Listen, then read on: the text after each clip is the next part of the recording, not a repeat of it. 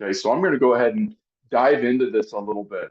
I'm going to click, we're in a rural setting. I think we're up in Pennsylvania, just randomly zoomed into an area. And as I zoomed in on the map, again, I'm going to be at a high level here. I'm going to zoom in. And as I do, data is going to populate on the map, and I can start seeing my property boundaries, and I can start seeing who the property owners are. There's a significant number of folks who use LandApp just to simply understand who owns what in their neighborhoods. We even have, this is a very interesting use case. There's a individual who drives a food truck, uses LandApp to understand who owns what different parking lots, things like that, for him to contact and go ahead and get his food truck put in certain areas, which is an interesting use case.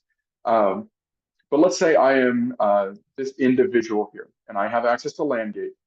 I'm going to click on that property, and when I do, all of those data layers that we just went through, solar, carbon credits, oil and gas, mining, land, our artificial intelligence algorithms and calculations are pulling through all of that data for this specific boundary, and it's identifying where you have the highest values.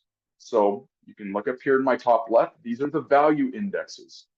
What is the relative land value from 0 to 100? This one scores a 44. What is the potential for solar energy developed on this property? This one scores a 35.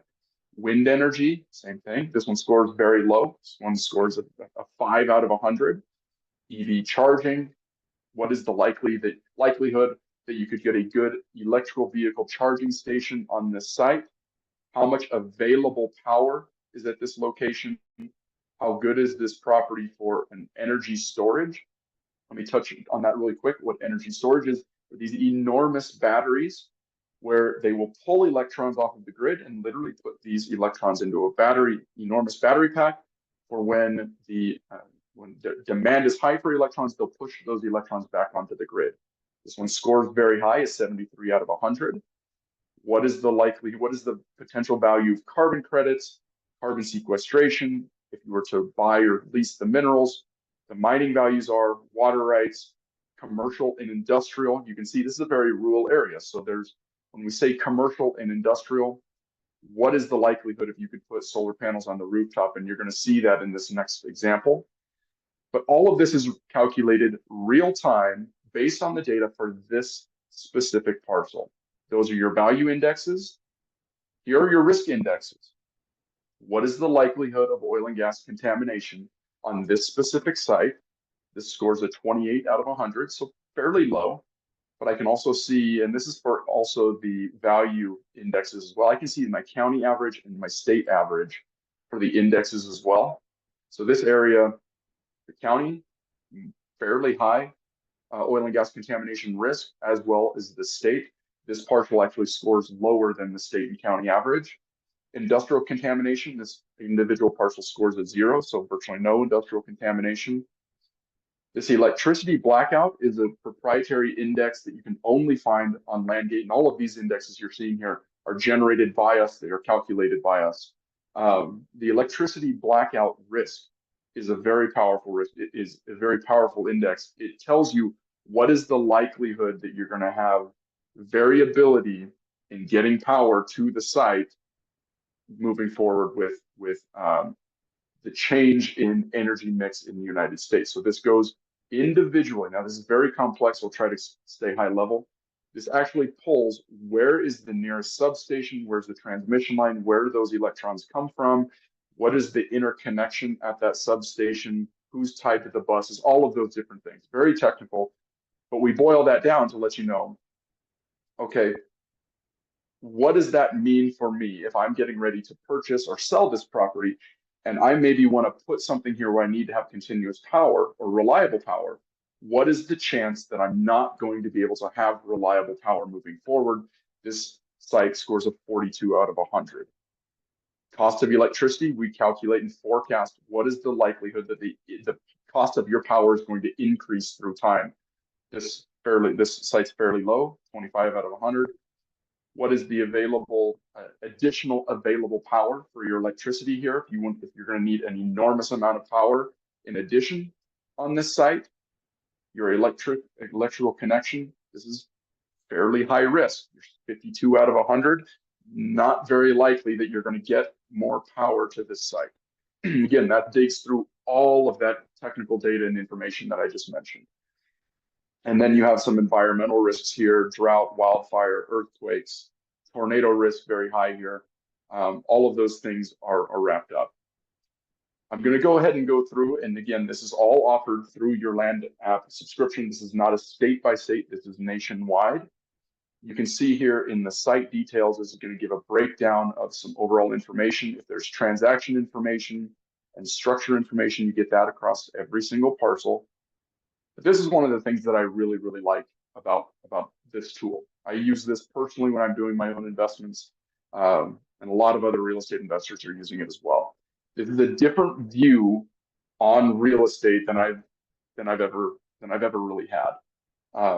This tells me right away, for these 62 acres that I've selected and that I want to do due diligence on, whether I own the property or am I buying the property, it'll tell me, out of my 62 acres, how many acres can I actually build something on? Can I build a structure on?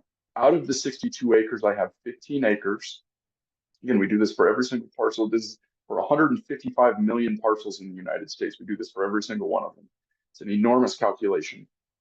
But it'll also tell me how many acres am I losing for a dwelling, federal wetlands, topography of 5%, 8%, 12%, 15%, any type of exclusion or any type of property feature that's on this specific property, you're going to see it show up here. If these outlines here, which are oil and gas wells, would have been on the property, we would have seen that as well. It's going to give me elevation information, my average elevation, minimum, maximum, and some slope information of what the average slope is and the maximum. As you can see, because of the colors on this, the darker the red, the deeper or the higher the slope. So you're seeing that on average, 6 degrees, pretty sloped parcel. But what that means for me as far as these individual pieces of data, when I click on land, it's actually going to, the algorithm and LandGate is going to break down for me this specific parcel. And it's going to tell me how many acres of pasture land, how many acres of cropland, how many acres of woodland that I have on that particular property.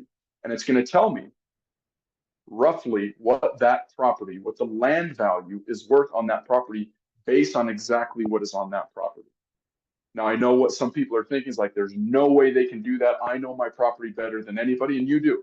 100% you do. We're giving you tools to understand exactly what's on the property, because once you have access to this tool, I can click on this edit values button, and I can actually go in and I can edit and adjust all of these numbers. So I'm going to show you what's going to happen. We're going to print a report off for this piece of property, whether I want to keep it for my own internal use, if I'm the property owner, if I'm an agent or a broker using this tool and I want to maybe pitch them to become a client, I can adjust these numbers. So LandGate's analytics are saying this pasture land is worth roughly $3,600 an acre. Let's say I know better because I'm boots on the ground. I next door neighbor, I'm looking at buying the property, I'm representing the property. This stuff is worth $4,500 an acre. I can change that. I can enter $4,500 an acre and it automatically adjusts that. If I want to change any of the other land use types, if I want to change the cropland, if I want to change the developed land value, this is going to be very important for the folks that are in the commercial space, because those values can vary radically. We think we're pretty darn close, but again, we're not as good as the boots on the ground. We give you all the ability to change all of these different values and save them on your property, on the property. And I'm going to come back to how we export this report, but I want to go ahead and show you what all information we have at your fingertips right away just by looking at properties. It'll tell you wind speeds, average high temps, low temps, maximum slows. Most folks who are just looking in their immediate areas, like, okay, well, great, I don't need to know that. I've lived here my whole life. With the adoption of technology and nationwide marketplaces, things like that, there's properties being bought and sold sight unseen across the United States. This tool helps you understand. You're going to know more about a piece of property sight unseen clear across the country, you're gonna know more about that property more likely than the people representing that property or selling that property.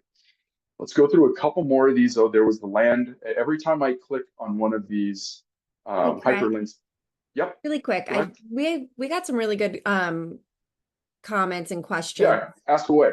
Yeah, Paul is wondering, where does the data come from and how current is it? And how often is it updated? He gave an example of how can we make corrections if there's a tree farm recently being clear cut, which shows on the website as being covered with tree canopy. That's a really good question, Paul, and I appreciate you asking that. Understand that we have at this point probably over 5,000 different data sets that we pull in. Okay, so some of those data sets we pull in all of them as fast as we can, and there's updated from the sources we pull. Some of those sources we are dependent on how quickly they update their information. So, for instance, let's say we are looking at the land use data. The source that we're pulling that from, once their data is updated, our data in LandGate is updated anywhere from 30 days to probably closer to 30 days for the land use.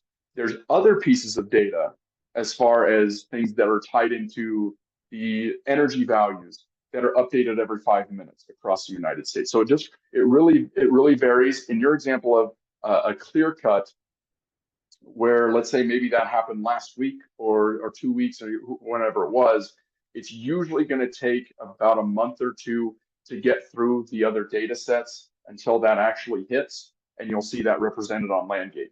Now, the aerial imagery will probably be a little bit behind. Folks we pull that imagery from, and that's true of everything. You can go to Google, Zillow, Bing Maps, any of them. They're usually behind anywhere from 6 months to 12 months from what I've seen. Our aerial imagery will probably be similar to that. And I see another question there. I'll go ahead and answer Michael's here really quick. Is the buildable acres calculation based on topography without regard to local zoning law? So that buildable acreage calculation, let's just look at it here again. So I clicked on, and just so you know, I clicked on the solar energy portion. I'm going to click on, we'll come back to infrastructure, but I'm going to click on the buildable acreage. Anything that's being deducted from this total buildable acreage, you're going to see right here. So there's no zoning being taken out of this particular parcel. Everything that you're seeing here that's being taken out is going to be accounted for here. Now you might be asking, like, well, wait a minute, there's 56 acres above 5%. We don't include 5% slope on the solar portion as an exclusion zone, because a lot of builders will go up to 8% or something like that. So you're going to kind of see that we want to give folks the most granular breakdown we can without completely overloading them. So it'll give you a decent breakdown. 56 acres are over 5% topography. 45 acres are over 8%, so slightly more sloped. And 21 acres are even more sloped at 12%, right?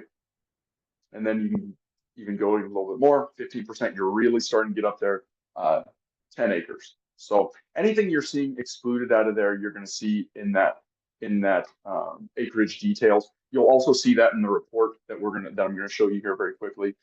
But I want to jump back over to electrical infrastructure. Since we are on the solar tab, this is critical. See nothing directly nearby this property, but as I zoom out, you can see that data is going to start to populate. There's my transmission line. There is my orange distribution line. Just so you know, you all have access to this information across the United States. I have yet to see any real estate company, competitor, whatever they want to call themselves to LandGate, have a single distribution line on their platform. We have them nationwide. We have the most distribution data of any company on the planet for the United States. So you have access to all of that. And then if you keep clicking through all of these different tabs up here, you're going to keep getting information. I can click on solar irradiance, and that's going to tell me information of how much power is actually hitting my parcel coming down from the sun. 3D solar irradiance, we're the only company that I am aware of that knows how to calculate that and applies that into a user interface that property owners can actually get access to that. And then this is a very important one, this solar farm, we actually will calculate an estimated lease payment for this particular parcel, for any particular parcel, of what you could possibly expect to get if you were to start receiving solar lease payments. So we do that for all of their different resources. I don't have time. I can go through all of these different resources here. I'll just click on another one here really quick because there was a lot of oil and gas information in this area. It'll tell me what a potential lease would be. This is a very active oil and gas area, so you can anticipate anywhere from it looks like about $17,800 per acre for a lease. You can click on nearby wells, and there you go. It'll tell you you're less than 0.1 miles away from a producing well, very close to an abandoned well there as well. So there you go. You can get all of that information. You can get the nearby production of all of those wells. You can really start digging in very quickly on this particular property of whatever the resource that you're most interested in.